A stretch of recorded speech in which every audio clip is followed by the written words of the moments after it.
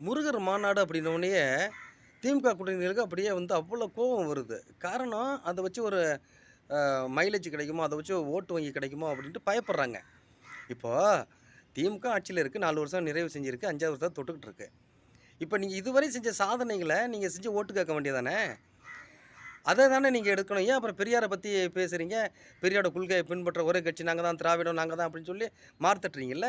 ஏன் நீங்க அங்க போறீங்க? உங்க சேவைகள் செஞ்சு நீங்க ஓட்டு வாங்க வேண்டியது தானே! அப்ப உங்களுக்கு ஓட்டு வாங்குறதுக்கு ஒரு ஒரு ஒரு ஆள் தேவைப்படுகிற போது, இந்த இந்து மக்கள் நேசிக்கிற கடவுள் முருகன வந்து கையில எடுத்தா என்ன தப்பு இருக்கு? அவங்க அரசியலுக்கே பயன்படுத்தட்டுங்க. தவறே இல்ல. ஏன்னா, எங்கள் இந்து மக்களுக்குடைய உள்ளய விஷயங்கள அவங்க தான் முன்னெடுக்குறாங்க. அவங்க தான் எங்களுக்கான பின்புலமா நிக்கிறாங்க அப்படின்னா, நாங்க ஓட்டு போடுறதுல எங்களுக்கு என்ன தவறு இருக்க போது? அவங்க ஆட்சி செஞ்சா எங்களுக்கு என்ன தப்பு இருக்க போது? பாரதிய ஜனதா வரட்டும், ஆட்சி பண்ணட்டும். நீங்களும் இத்தன வருஷம் ஆட்சி செஞ்சிருக்கீங்க. யார் நல்லாட்சி செய்றாங்களோ அவங்களுக்கு திருப்பி திருப்பி ஓட்டு போட போறாங்க. அதுல உங்களுக்கு என்ன பிரச்சனை வந்துருச்சு? சங்கிகள் மாநாடுன்றீங்க. இது வந்து ஆன்மீக மாநாடு இல்ல, அரசியல் மாநாடுங்கிறீங்க. ஏன் இவ்வளோ பதட்டம் உங்களுக்கு? முருகர் மாநாடு மேல உங்களுக்கு என்ன அவ்வளோ பதட்டம்?